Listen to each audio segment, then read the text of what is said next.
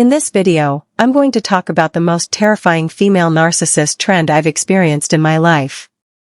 I've mentioned fragments of her behaviors here and there, but I never spoke about her directly. Why? Because I was terrified, even thinking about her used to send a shiver through my system. It was too scary, too painful to open that door. The dynamic was so covert, so insidious, multidimensional and complex, that I couldn't even begin to unpack it. For years, my perception was trapped inside an energetic cage, shrunk, fragmented, frozen. Only now, after living for a while in a humane bubble and maintaining a clean mental, emotional, and psychological diet, do I feel safe enough to even begin unlocking that drawer in my mind. And with that has come a wider perception, a broader view of that entire period, no longer just broken shards of memory. There's something important I've realized. The stronger the narcissistic attack, and the more elaborate the narcissistic system, the more hidden the true architect is. The people who end up being the scariest tools of narcissistic reality are often never found out, or if they are, it's only much later, when their power starts to fade. Like that famous Hollywood producer, if anything surfaces, it's the lower-ranking pawns who take the blame. The real orchestrators remain protected. These lower-level players often act as human shields.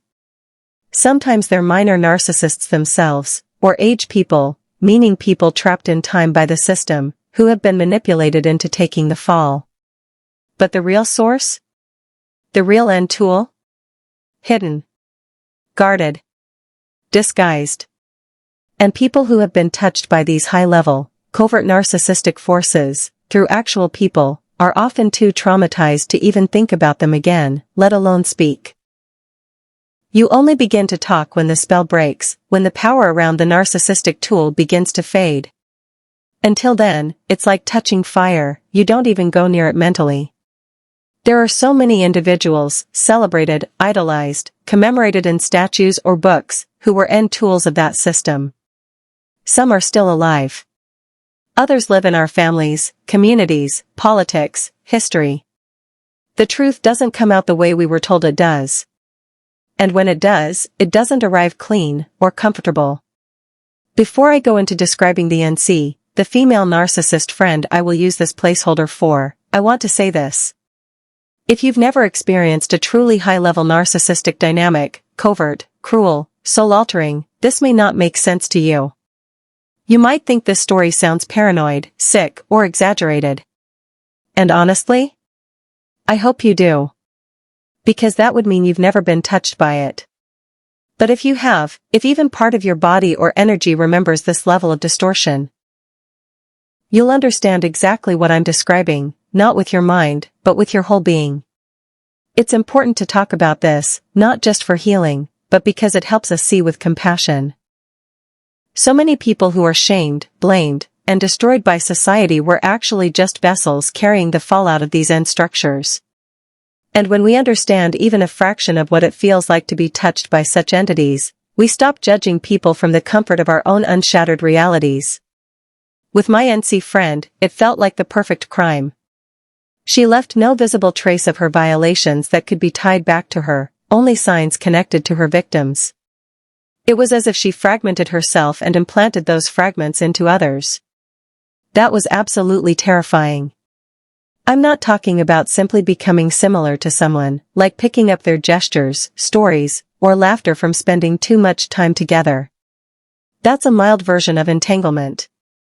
What I experienced was something much darker and more invasive. It felt cannibalistic. As if she energetically inserted parts of herself into me, and took parts of me into her. Not in a metaphorical or symbolic way, but in a visceral, psychic way. We weren't even close for very long, just 2 years, and we didn't live together or near each other. And still, she managed to completely distort my perception, my mind, my sense of reality. That shows you how deeply a person can infiltrate and corrupt your internal world without physically trapping you. This kind of abuse doesn't require constant proximity or obvious control tactics like moving your things, disturbing your sleep, or gaslighting in everyday ways. This is more sinister. The trap is woven through perception itself. It's so subtle and insidious that it leaves no proof against the narcissist, only internal proof within you. And if you've never gone through something like this, it's truly unimaginable. The experience is often so terrifying that even acknowledging what happened feels unbearable. The brain can't process it. So instead, you might focus on lesser abusers. People who hurt you in more understandable, recognizable ways. You may even live your entire life unable to fully name or face what this one person did to you. In some cases, your mind will hide the abuse behind a false light of admiration for the abuser, especially if they didn't fully collapse you, just wore you down slowly. That admiration becomes a wall, a psychological defense to protect you from seeing the true monstrosity of what was done to you.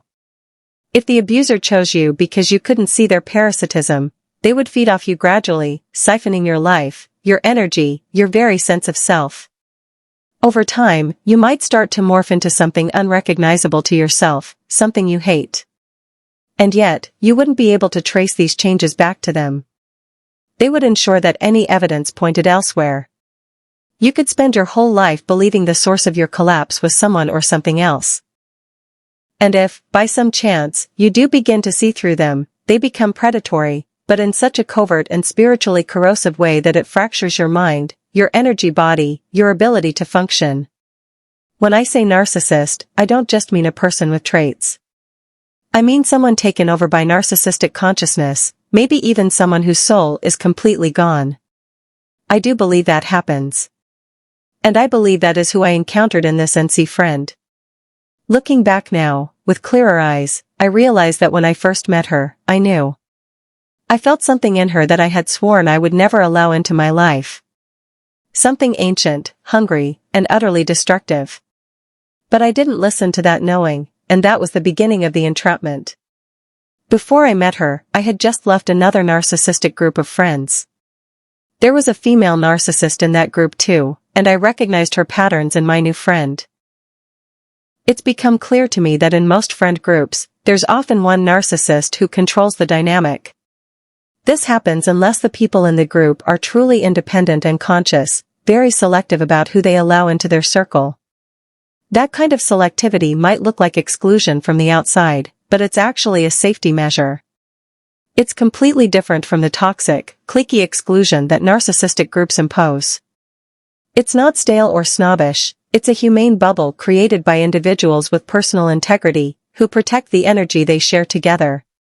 It's what keeps the narcissistic bubble from taking over.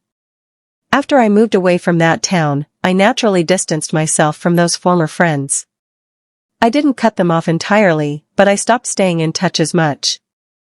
Still, I was already deeply affected, my nervous system was fried.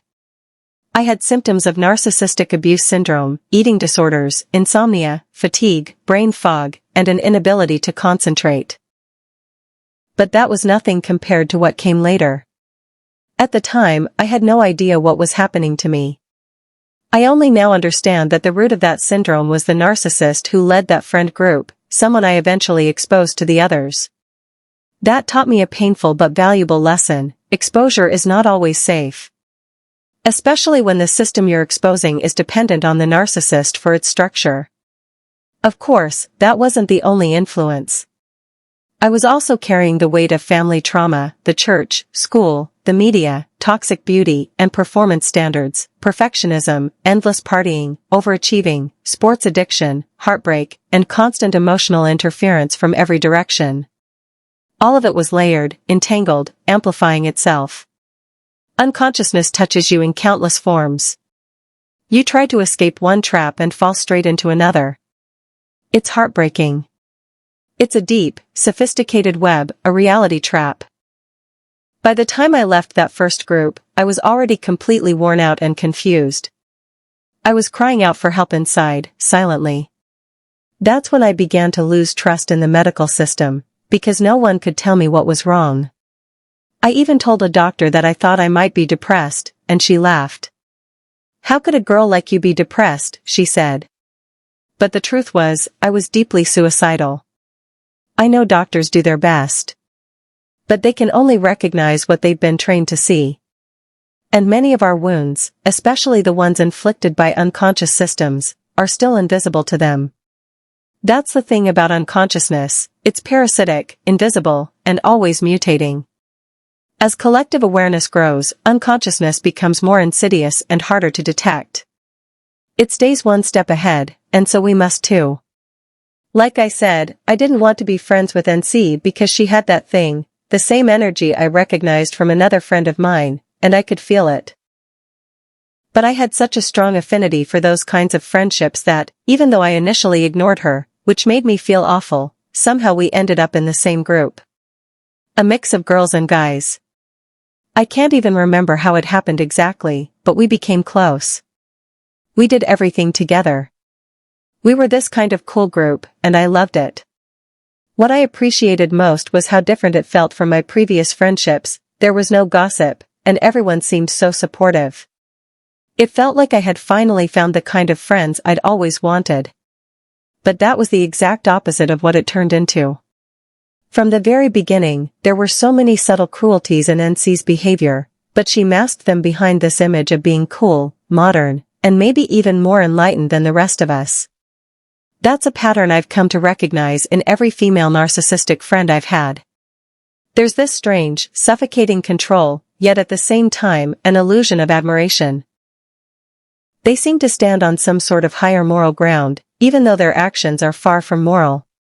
Do you know that feeling? When someone lectures you like you're a child, not because you did something truly wrong, but because you broke one of their arbitrary rules. They keep pushing until you break, and then, suddenly, they're kind. They act like they're saving you, soothing you. But really, they're just reinforcing that they are in control of your emotions, your thoughts, what's good and bad. They even force you into conversations you don't want to have, all under the guise of being enlightened, making you feel primitive or uptight for not wanting to engage. It makes you feel like you're back in school, being talked down to by a principal, but worse, because it's invisible. It doesn't always look like bullying. It's a feeling. And it's such a red flag for me now. Sometimes, this behavior doesn't come from someone who is overtly narcissistic but from people shaped by religious or cultural programming. They didn't always approve of that behavior, someone likely did it to them enough times that they absorbed it and started repeating it. But regardless of where it comes from, it's always damaging, and to me, it's a sign to run. The worst part is how fast they make you distrust yourself. And I was already vulnerable, I didn't trust myself at all. I didn't understand why my thinking was so foggy, why I felt so weak all the time. I was lost. It was the perfect time for another narcissistic person to take over where the previous ones left off. I already had plenty of energy inside me working against me, and she loved putting me on the spot, especially by speaking highly of me, about how gifted I was, how much I excelled, even though I was visibly broken. But I now understand that it wasn't because I was special in the way people framed it. It was because I was operating from humane consciousness. And when someone operates from humane or age consciousness, they do become epic, life starts aligning, talents flow naturally, and everything begins to reflect the truth of who you are. This is simply what humans are when connected to the humane field. The goal of narcissistic reality is to sever that connection. To make you doubt your inner compass and reject that consciousness. That's what NC, narcissistic consciousness, was constantly trying to do through her. She would constantly praise me in front of others, placing me in the spotlight, like I was some evolved being. And what that really did was hook everyone's attention onto me. It turned me into a magnet for projection. At the same time, she subtly discouraged us from forming other friendships outside of our group. She'd never say it outright, but every time I connected with someone she didn't know, her behavior would change. She would look hurt. Like I had betrayed her or the group. She never said it. It was all in the face. The hurt face. And I recognize that face now. It's the same expression siblings or childhood friends used when they wanted to extort something emotionally or psychologically. Like when you won a board game, and they made that face, not really crying, not really angry, just wounded enough to make you lose on purpose the next round. And once you bent for them, it was over. Energetically, emotionally, psychologically, they were on your back. you were trapped. You'd sacrificed your happiness to keep theirs intact. It's a silent role swap. They take your win and claim your light, and you agreed, thinking it was kindness. But it was exploitation. Once you recall the hurt face, you'll begin to see it everywhere. Especially when you strip away the illusion of adulthood. We assume that adults are serious, mature, and beyond childhood games. But that's a lie. The same dirty dynamics from childhood still exist, only now they're embedded in systems, roles, and expectations. The cruelty is more covert, but no less damaging. Children reveal this truth openly. They haven't yet learned how to mask unconsciousness with status. That's why their cruelty can be so raw. It's not coming from them, but from unconsciousness flowing through them. And this unconsciousness has taken many children early. The end-world energy runs in them. Some are favored by it, others are slowly crushed. Nothing has changed, only the packaging. Going back to NC, she was constantly working on shrinking my world so that I could be caught. I sensed something was very off, but she would become violently emotional any time I tried to mention it. She fixated on me in the group because she saw me as a threat to her power. People liked me. I had come from a large group of friends, and she perceived that as something equal to or greater than hers. She also thought I was like her. At one point, she even told me, "I don't think we'll stay friends because we're too similar." I didn't understand what she meant back then, but later, as I began to understand the concept of the two consciousnesses, it started to make sense. Narcissists often perceive people who operate from a higher level of age consciousness as narcissists too, because they see that such people are not followers. They notice that others are drawn to you, and in their mind, that can only mean you must be another narcissist trying to dominate. Their instinct is to push you out or force you into submission, because otherwise, they believe you might take over the group and they would end up subordinate. But that's a fundamental misunderstanding. And realizing this was a huge aha moment for me. People with high age consciousness often inspire others because they appear strong, independent, and competent, not because they manipulate or demand admiration. Their growth in perception and personal power comes from the path they walk, not from exploiting others. Yes, they may be seen as leaders, but not because they seek followers, it's just that their clarity and presence naturally affect those around them. They don't want followers. They want equals. They want to be surrounded by other self-possessed individuals who are also driven by inner growth. But the social structures and fractal patterns often make that impossible, and they end up being followed anyway, not by choice, but by force of dynamics created around them. This is getting long, so I'll continue with more of the NC story and its tangents in the next episode of the series. Thank you for listening. Take care of your H selves, and see you next time.